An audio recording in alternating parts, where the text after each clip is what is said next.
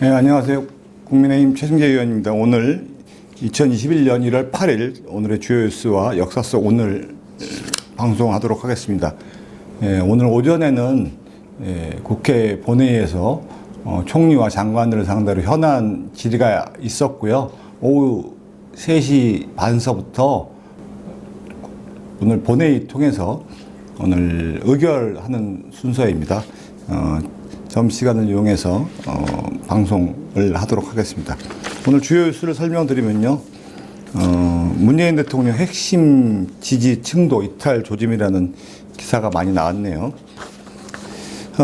대통령의 지지가 층이 많이가 떨어진다는 게 사실 뭐 긍정적인 뉴스는 좋은 뉴스도 아닌 것 같습니다. 사실 어느 정권인 간에 대통령이 계속 지지가 유지되고 사실은 마지막 선거를 통해서 평가받는 것이 가장 좋은 모습이라고 생각합니다. 그건 여당이든 야당이든 마찬가지라고 저는 그렇게 개인적으로 생각합니다. 국민들이 생각할 때는 대통령이 끝까지 국정을 잘 수행해서 국민들이 편안하게 하는 것이 올바른 상황이라고 보지만 요새 이제 청와대 개편과 부동산 공급 확대 등으로 여러 가지 국면 전환이 이루어졌으나 효과가 없다는 게 이제 지지층이 떨어진 요인으로 보고 있고요. 그런데도 이제 국정의 어떤 고수 방침을 계속 세우는 것이 지지율 하락에 영향을 미친 거라고 하는 분석 기사가 나오고 있죠. 연령별 부정평가가 40대를 제외하고 모두 60%를 상회하고 있습니다. 60%를 상회한다는 얘기는 지금 60%가 부정적 평가라는 소리입니다. 한편 문재인 대통령께서는 어제 온라인 비대면으로 진행된 신년 인사회에서 코로나에서 맞서 기울인 노력을 서로 존중하고 우리가 이룬 성과를 함께 긍정하고 통합된 사회로 나아가자고 말씀하셨습니다. 이대로 되면 얼마나 좋겠습니까? 그렇지만 지금 백신 확보가 제대로 이루어지지 않고 있고 언제 어떻게 접종할지 가이드가 없는 상황에서 이 코로나에 맞서 이런 성과를 지금 얘기할 때가 좀 아닌 것 같습니다. 이렇게 되면은 사실은 빨리 코로나에 관련된 가이드라인을 좀 말씀해 주시는 게 더 올바른 모습이 아닌가 생각합니다. 거기다가 지금 현재 여당은 180석이라는 거대한 의석을 갖고 있습니다. 뭐든지 할 수 있죠. 사실 책임지는 자세가 좀 필요하다고 생각합니다. 원하는 것을 마음대로 한다는 것은 그만큼 책임감이 있다고 할 수 있습니다. 이 결과가 민심으로 드러났다고 할 수 있겠죠. 또 한 가지 다음 뉴스는 헬스장을 이제 어제 새롭게 정비를 해서 영업 재개를 시켜준다는 기사가 나왔는데 이게 학생 대상으로 강습 조건이라 해서 업주들이 현실을 무시한다는 얘기가 나오고 있습니다. 사실은 이제 이 헬스장을 영업 재개를 시켜준 게 학생들한테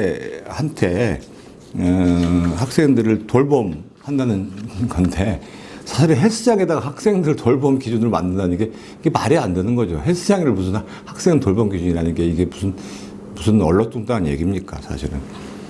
업주들이 현실 무시한다는 정말 거꾸로 그런 기사가 나오고 있습니다. 업종 갈등 기울 고물줄 방역 원칙, 이 원칙이 자꾸 어긋나는 거죠. 실내 시설 규제 완화가 이제 거리두기 세 판 짜야 된다는 얘기가 나오고 있습니다. 이게 헬스장 업주들의 의견을 수정한 거라고 하는데 이게 실효성이 의문시 된다는 얘기입니다. 잘 아시겠지만 헬스장 이용객의 99%가 성인이라는 겁니다. 변칙적인 운영은 혼란과 갈등을 가중시키고 있습니다.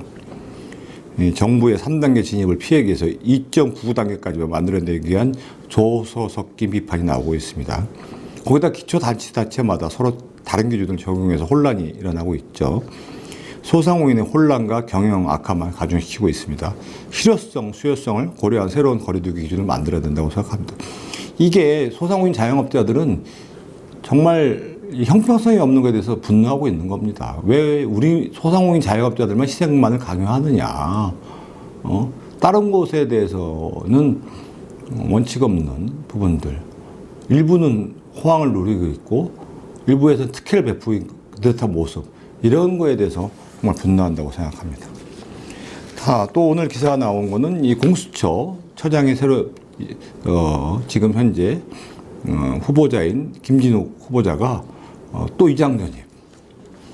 공수처장이라는 게 정말 공명정대해야 되는 분이신데 부모도 위장 전입, 본인 사는 것도 위장 전입, 뭐 이렇게 배우자도 위장 전입, 뭐 이런 관련된 얘기가 나오고 있습니다.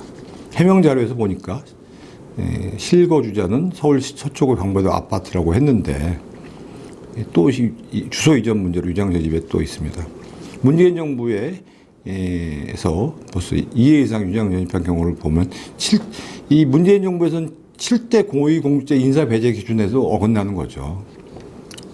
다른 공직자도 아니고 공수처장이 이게 더 엄격한 기준을 적용해야 됐는데 문재인 정부가 고위공직자의 비리를 수사하는 분을 공수처장을 만들었는데 이런 분이 또 이런 후보자라고 공수처장 후보자로 되니까 공수처의 미래가 사실은 어떻게 되는지 큰일 났습니다. 또 다른 뉴스는 요새 이제 온라인이 워낙 대세인데 2021년도에 롯데와 신세계 온라인 승부수를 가겠다. 포스트 코로나 시대에 과도기가 될 전망인데요. 롯데그룹과 신세계그룹이 치열한 경쟁을 예고하고 있습니다.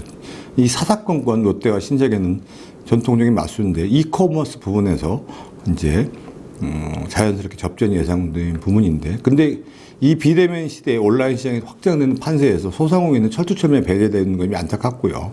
온라인 시장은 사실은 오히려 오프라인 인프라 부족할 수밖에 없는 소상공인에게 적합할 수밖에 없는데 정부가 소상공인을 온라인 시장으로 유인할 수 있는 실효성 있는 정책을 빨리 내놔서 대기업이 또 독점하고 하면 안 되죠. 상생을 가지고 이에 적극적으로 협조하는 부분이 좀 필요하다고 생각합니다.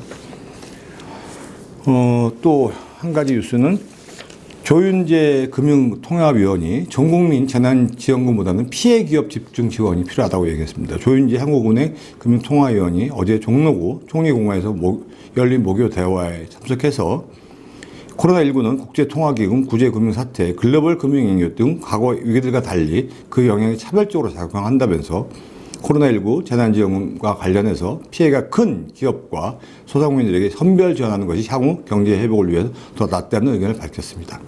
대면 서비스, 여행, 레저, 식당 등은 피해 규모가 크고 배달 서비스 사이트 등은 산업은 오히려 반사적 이익을 얻고 있습니다. 특정 기업과 업종에 차별적 압력이 가해지고 있다. 고통과 부담을 나눠서 짊어지게 하는 것이 국가의 역할이라고 생각한다. 피해 기업에 집중적으로 지원하는 것이 재정의 효율적인 사용에도 맞고 빠른 경제 회복에 더 좋은 방법이라고 생각한다. 그래서 선별적 지원의 효율성에 대해서 디지털 행정을 강조했습니다. 디지털 행정이 다른 나라에 비해서 앞서 있기 때문에 선별 지원이 충분히 가능할 거라고 말했습니다. 지금 총선 앞두고 전 국민 재난지원금 얘기는 하고 있는데 금융통화위원까지도 이렇게 얘기했다는 말씀을 드립니다. 이렇게 말씀드리고요. 오늘 역사 속 오늘 간단하게 말씀드리면 오늘 1월 8일 날 중국 북송의 시인 소동포가 탄생한 날입니다. 소동파 여러분들 많이 들어보셨을 겁니다. 송나라 시대의 대시인이자 대문장가입니다. 타의 추정을 불허하는 불세출의 예술가죠. 소동파는 대나무를 그릴 때도 먼저 내 마음속에 대나무가 있어야 된다는 마음속의 진심을 담는 분입니다. 국민을 생각할 때 먼저 그 마음속에 국민이 있어야 된다는 생각을 하게 합니다. 국민이 있고 난 다음에 정권이 있어야 된다는 생각을 다시 한번 하게 됩니다. 실제 나라를 걱정하고 백성을 구제해야 한다는 것이 지식인이 되고 그 사명감이 수철해야 된다는 생각을 다시 한번 하게 되는 겁니다. 이게 소동파 사상의 원조라고 할 수 있습니다. 정말 국민을 살리고 경제를 살리려고 한다면 먼저 마음속에서부터 품어내야 된다. 그게 진실이 나온다고 생각을 한다는 거가 할 수 있습니다. 오늘 또 한 가지는 프랑스의 21대 대통령 프랑스의 미테랑 대통령이 사망했습니다. 미테랑 대통령은 사회주의자인데 진보적 어젠다를 장착시켰고요. 인권 문제도 상당히 관심이 많았습니다. 여러분들 많이 들어보셨을 겁니다. 문화사업에 상당히 관심이 많았었고요. 좌파의 사회당을 상징하는 인물 중에 첫 손에 꼽히는 인사인데요. 그런데 이제 그가 펼치고자 하는 사회주의 정책들이 제대로 실현되지 못했습니다. 엄청난 예산 압박이 재정난으로 몰고 왔습니다. 이 국가 재정에는 분명히 한계가 있죠. 그래서 모든 정책들을 다 한꺼번에 할 수 없습니다. 포퓰리즘 정책에 한계가 있었기 때문입니다. 사실 그것 때문에 프랑스가 사실 몰락의 길을 걷었고 우파 정권에다 정권을 뺏겼던 부분이 있습니다. 정부 예산이 부족하면 효율적으로 적재적소에 예산을 배분해야 되는 부분이 있습니다. 무작정 증세를 하고 세금을 막 무조건 걷고 정권 유지를 하게 되면 이게 문제가 생기고 국가 재정이 파탄에 이른다는 점을 미테랑 대통령을 통해서 경험해 봤을 수 있습니다. 경제를 살릴 수가 없었죠. 그래서 이게 프랑스 미테랑 대통령을 통해서 사회주의 정권을 통해서 우리가 역사 속에서 교훈을 얻었다 할 수 있습니다. 이상으로 2021년 오늘의 주요 뉴스와 1월 8일 역사 속 오늘 통해서 여러 가지 여러분들께 알려드린 바입니다. 감사합니다.